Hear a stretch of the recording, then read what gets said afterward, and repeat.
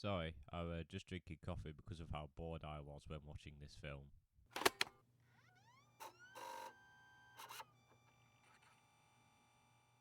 Thor: The Dark World is directed by Alan Taylor, stars Chris Hemsworth, Natalie Portman, Christopher Eccleston, and Tom Hiddleston, and Anthony Hopkins. And in the sequel to the first Thor film, Thor comes back to Earth to save her girlfriend Jane Foster, who has inherited a strange energy force called the Aether that belongs to the dark elf Malekith. And pretty much you know where this plot is going. Malekith wants the Aether because he wants to control the Nine Realms for some reason we don't know. I'm just going to get into this because I've always said that Thor: The Dark World, in the main timeline of the MCU, it is bottom of the barrel worst MCU film, for me at least. This film currently has a 66% on Rotten Tomatoes, and that is way too high. Way too high. This film is god awful.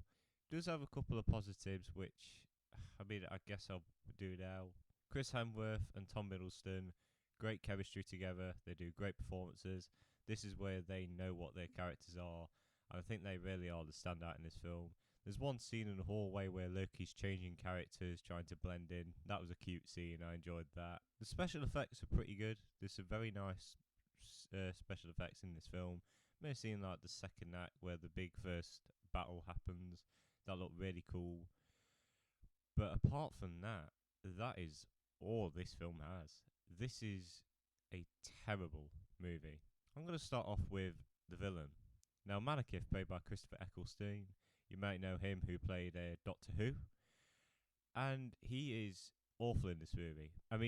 He has said that he didn't enjoy his time in this film, which is fine because he didn't want to do the makeup. Apparently, he only did it because he wanted the cash, but you should at least try. This is a big Marvel film. People are going to be looking at your performance and criticizing it because they are big nerds. Some people might even think you've disrespected one of their favourite villains, but he is terrible, not just by acting standards, but by writing. The villain Malekith is one of the most boring MCU villains. He's the worst, in my opinion. His motivation is one of the weakest ones ever. He wants the Aether because he just wants to control the Nine Realms. Wow. Brilliant motivation. And he has no personality traits. He just walks around like an old grump. That's all he is. And I swear he doesn't say that many lines. I swear he says about, in English at least, probably about 10 lines. And they all sound like he's just woken up from a nap. His henchmen are terrible as well. There's one henchman, while looks cool, he does nothing. And it's just terrible. There is no villain you can latch onto like Thanos. Motivation makes sense. This guy, he has no compelling motivation. It's terrible. He's a bland, boring villain that's poorly acted, unfortunately. The romance in this film between Jane Foster and Thor, I said it was bad in the first Thor film. It's actually a little tiny bit better in this film, I guess, but there is still very little chemistry between Chris Hemsworth and Natalie Portman in this film. In fact, Natalie Portman, unfortunately, isn't really doing a great job. In fact, she's kind of annoying in this film, especially in the first act where she's on this date. It's just really awkward and not in the great way, like sometimes people do that.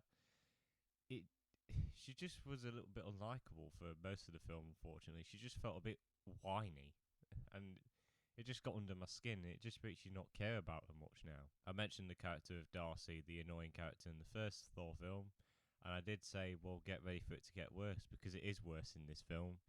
I get this, she's not in the film much, but whenever she is on screen, you just put your head in your hands and you just want to cover your ears.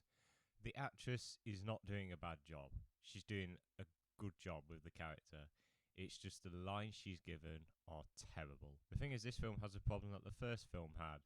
It just wants to do the funny stuff, and it just messes with the tone really bad. Like in the final battle, there's so many scenes which are there for comedic relief, and they just do not match with like the big suspenseful battle at the end between Thor and Malekith. It just two tones that just don't clash together, and that's the problem with this film. The tone.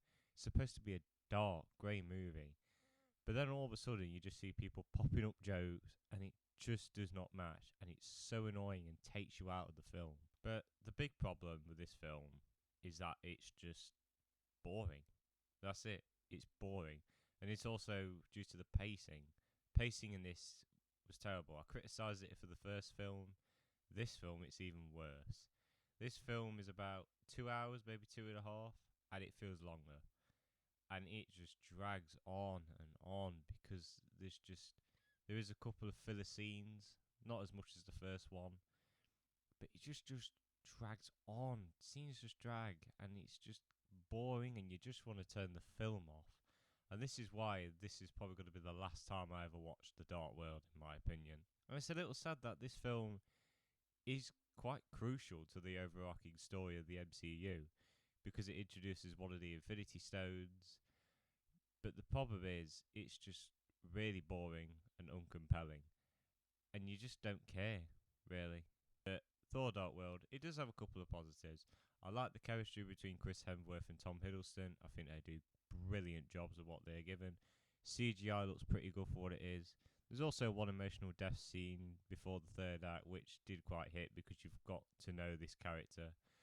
But apart from that, we have the worst villain in the MCU, a poor paced film, filler scenes, no chemistry in a romance, just really bad acting and annoying characters.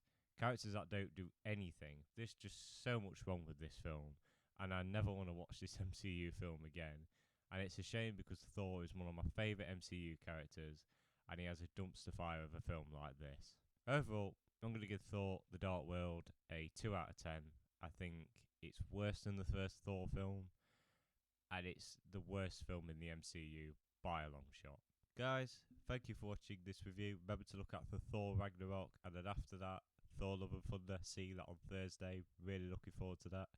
But I hope you all have a good day, and see you later. Bye bye.